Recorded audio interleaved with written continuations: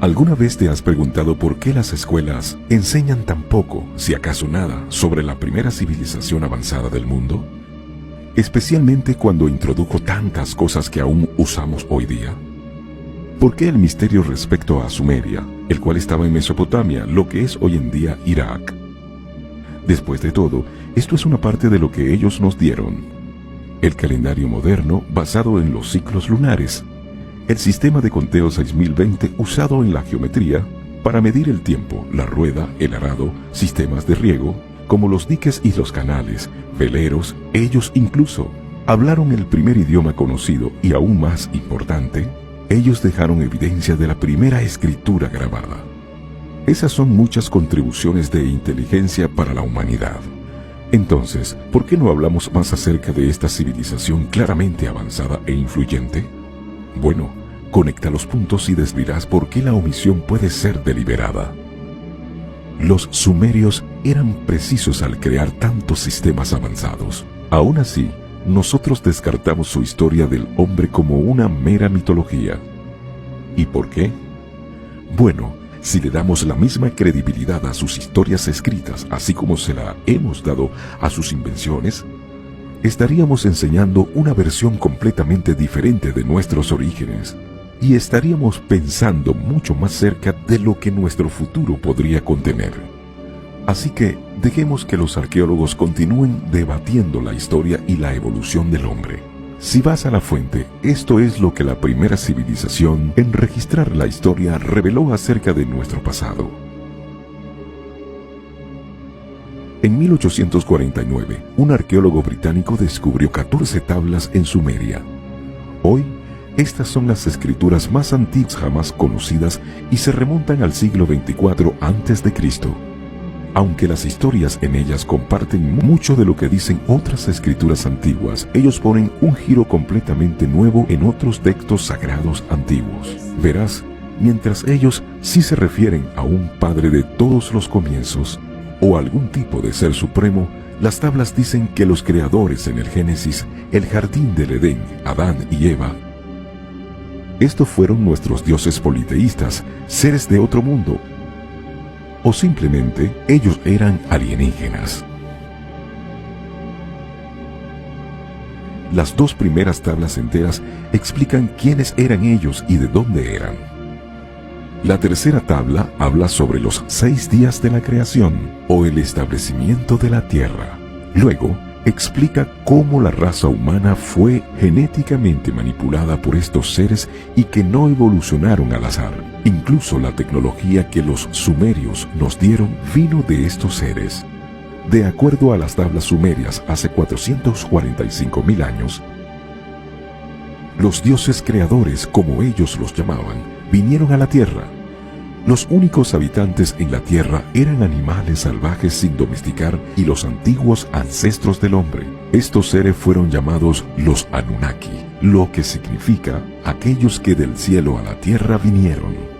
Los Anunnaki habitaron un distante planeta orbitante, llamado Nibiru, el cual entraba en nuestro sistema solar cada 3.600 años. Ellos describieron que Nibiru era tan grande como el diámetro de la Tierra y abundante en óxido de hierro, haciendo que sus ríos y lagos lucieran rojos. Ahora, una nota adicional sobre Nibiru. De acuerdo a las tablas, la atmósfera de Nibiru comenzó a deteriorarse y se convirtió en un lugar hostil para la vida, y para restaurarlo necesitaban un importante elemento para su atmósfera: oro. Aquí se presentan unos datos interesantes. Existe prueba de que las nanopartículas de oro pueden usarse para reparar nuestro ozono dañado. Protege de la radiación, lo que explica por qué la NASA usa láminas de oro en sus estaciones espaciales. Entonces, cuando los Anunnakis llegaron, fueron capaces de vivir vidas que duraron cientos de miles de años.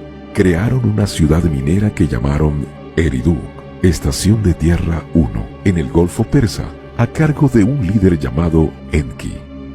Las tablas establecen: después de que la nave del rey descendió del cielo, la nave estaba en Erudi. Estos visitantes no estaban solos, trajeron otra raza, se llamaban los Igigi, y trabajaban como sus esclavos. Los Igigi eran considerados como inferiores. Ellos servían extrayendo el oro. Al crecer la civilización, los Igigi soportaban trabajo pesado. Y estas historias coinciden con las tablas babilónicas del siglo XVIII a.C. Cuando los dioses como los hombres soportaban el trabajo, llevaban la carga. La carga de los dioses era grande, el trabajo penoso, la dificultad excesiva. Los grandes Anunnaki hicieron que los Igigi llevaran a cabo el trabajo.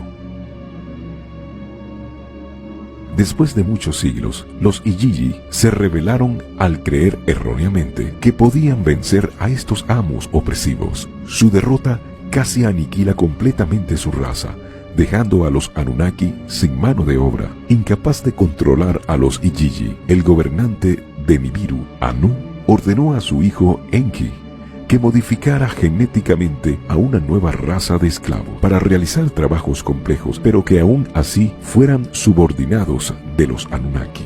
Enki finalmente cumplió exitosamente su meta, y el resultado entre los cavernícolas de la Tierra, Homo erectus, y los propios Anunnaki. A este híbrido lo llamamos Homo sapiens. Las tablas llamaron al primer hombre el Adamu. En hebreo, Adán significa hombre. Los Anunnaki, de quienes sabemos vivieron muchos siglos, eran gigantes comparados con los Homo sapiens.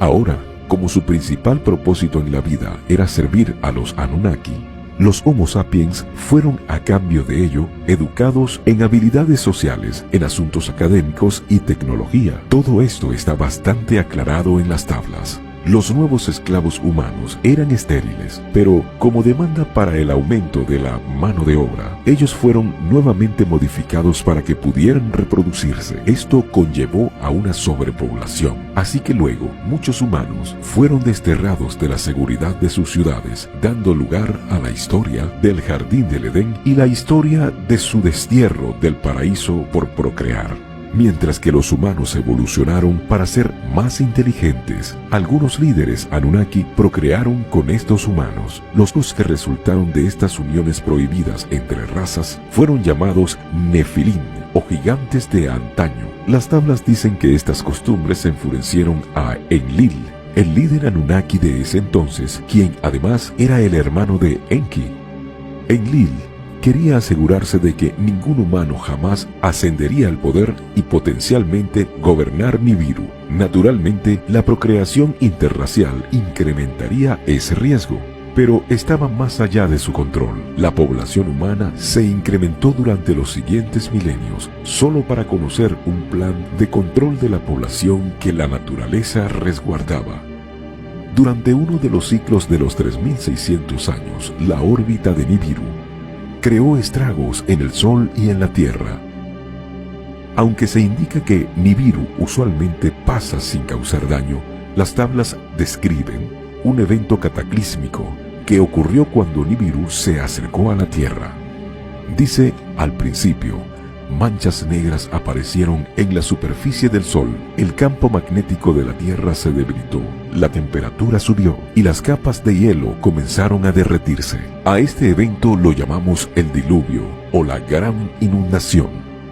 De acuerdo a las tablas, Enlil vio la catástrofe que se aproximaba como una oportunidad para librar al planeta de los humanos que él consideraba indignos. Él regresó a Nibiru, pero muchos Anunnaki decidieron quedarse y presenciar la inundación y destrucción del planeta desde sus botes celestiales que circulaban la Tierra. En este punto, grandes sabanas de hielo del Polo Sur colisionaron y cayeron al océano. Esto hubiera creado tsunamis en todas partes, dirigiéndose al norte, a las minas de oro, en el sureste de África. La marea continuó hacia el norte hasta que llegó y sumergió la ciudad de Edén, uno de los primeros establecimientos de los Anunnaki en la Tierra, ahora sumergido en algún lugar al fondo de lo que hoy en día es el Golfo Perso. Al presenciar el cataclismo, Enki, quien sentía simpatía hacia sus creaciones, ordenó a sus elegidos a construir botes. Entre estos pocos humanos se encontraba Ziusudra, a quien conocemos como Noé y su familia. una gran tormenta con fuertes lluvias comenzó. La marea siguió arrasando la tierra durante 7 días hasta que finalmente se detuvo. Pero las fuertes lluvias siguieron durante 40 días y noches. La historia del diluvio está registrada en casi todas las civilizaciones de nuestro planeta. Luego del diluvio, la reconstrucción de un nuevo puerto espacial comenzó.